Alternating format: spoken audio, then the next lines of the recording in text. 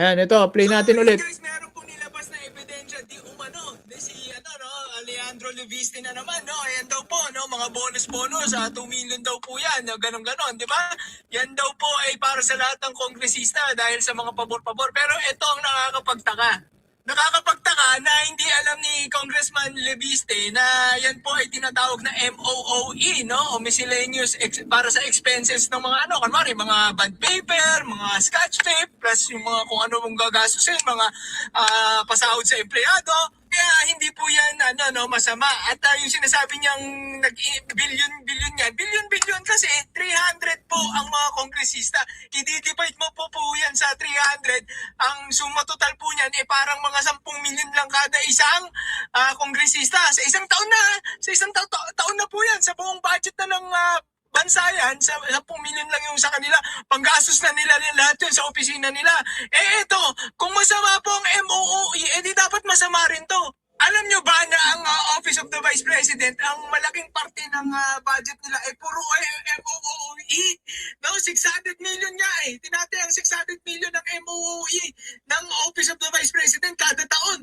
Siya mag-isa lang siya dyan. Mga kongresista, 10 milyon. Kaya sabi ko nga sa inyo, mas malaki ang kinukurakot ni Sara Duterte kung ikukumpara mo sa mga kongresista, no? Tapos sasabihin ni Leviste, masama yun. Nako. No, ito, questionin mo, Leviste, bibilib ako sa'yo. 600 million na MOOE kada taon. Alright? Huwag po tayo magpapaniwala kay Leviste. Lahat ginagawa niyang masama. Pero pagka nadamay na yung nanay niya, 1 billion lang naman ang insertion ng nanay ko. Hindi naman ibig sabihin masama yan. Ang gulo-gulo niya, no? Alright, once again, balitaan ka naman. Let's do this again. Let's go! Okay, share nyo to sa mga DDS. Grabe, no? Galit na galit siya, no? Ayun, siguro narinig niyo na talaga yun. Nakatutok na sa mic Sorry First timer. Pasensya na, guys. No? Pasensya na.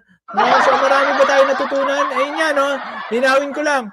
600 million ang MOOE ni Sara Duterte, More or less, hindi naman tayo, dito kailangan sakto More or less. Kasi parang ang budget niya nasa 700, di ba? Tapos yung malaking part ng budget niya, puro MOOE, di ba? Kahit sabihin mo 100 million isang tao ka lang tapos wala ka namang ginagawa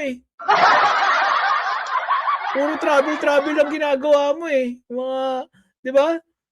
Sabi mo, hindi mo ginagastusan yung travel mo, yung pala, yung mga bodyguard mo, dun din kinukuha yung yung panggastos, di ba?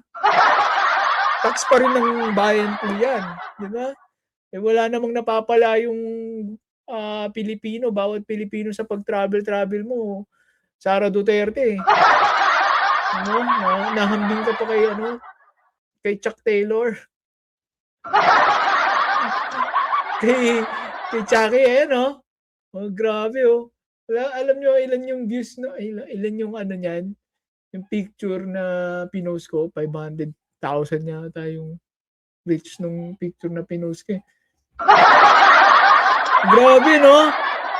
Kaya kapag may mga politiko na anti-corruption kuno, tapos kampi naman kay Sara, paano nangyari yun? Diba?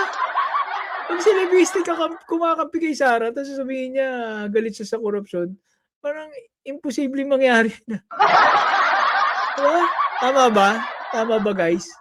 Diba? Tama naman ako, di ba? Di pa rin sila makarecover dyan. Sabi ni Addictus Rex. Yun, tama. Yan. Di pa rin sila. Grabe, no? So,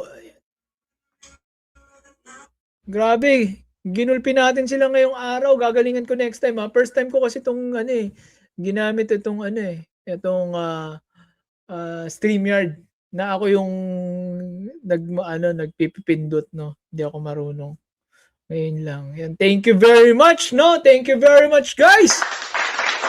Nakasama nyo ako, no, napagtiyagaan nyo. Yan, salamat sa mga admin po natin, si Madam Katie, yan, salamat. Salamat sa mga tumawag, tinuruan ako ng diskarte, kila Banat Boy, Tamski, no? Thank you very much. Salamat. At syempre kay Ninong Ramos, yan. Salamat po, no? Napagtiyagaan nyo ako, no? I'm looking forward na no, mas lulupit tayo. No, mas lulupit tayo, mas baba na tayo. Ayan, thank you kay Madam Katie, ha. Tapos si Sir kalimutan ko first name ni Sir James, yun. Parehas pala tayo, James. Ayan, salamat sa update ho, sabi ni Chris and Angel08. Marami po ba kayo natutunan sa araw na to, class? Thank you very much po. Ayan, may pangbara na po tayo, ha. Kunwari, meron kayong nakitang post, barayin nyo na. Ayan, tulad niyan, yung MOOE, 2 million. Si Sarah nga, 600 million ng MOOE, di ba? Tapos yung yung kanina, yung pinag-usapan natin, yung DDS, no? Yung DDS na umamin, no? Di siya nakatanggi, eh. Ayun. Dito po lahat nagsimula yun, no? Kung hindi nyo po nalalaman, dito po nagsimula yung post na yun. Sa akin talaga nagsimula lahat yun. Ang daming nagtanong nung nag-post ako, pati mga kakampings. Kasi syempre, naman tayo, friends to all tayo, enemy to none. DDS lang ang kagalit natin, di ba? Ayun.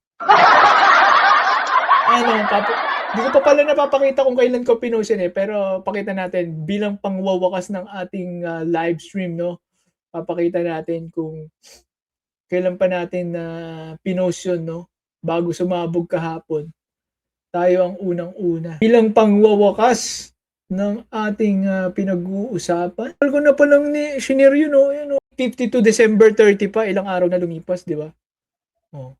Breaking news. Maharlika Boljakera. Akala nila fake news nung pinost ko, eh. Ayan, Tio Moreno, itinakbo. Kailan pa yan? 29 pa pala, pinost ko.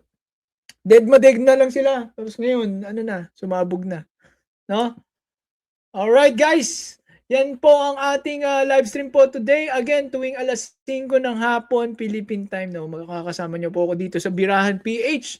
At yan, araw-araw po, no, tune in lang po kayo dito kasi may mga oras din po sila Boss Takero, sila Boss Tamski, si Boss Ninong Ramos, no. Meron po silang mga sarili-sariling oras.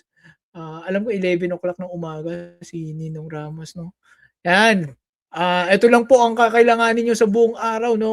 Ma-update na kayo sa mga balita at hindi pa po kayo mape-fake news. Alright? Okay, guys. Yan, salamat po sa lahat. Magkita-kita tayong muli. This is Balita at Kaalaman and this is Birahan PH. Yan, alas 6:30 na ng hapon, January 2, 2025. Let's do this again. Let's go. All right.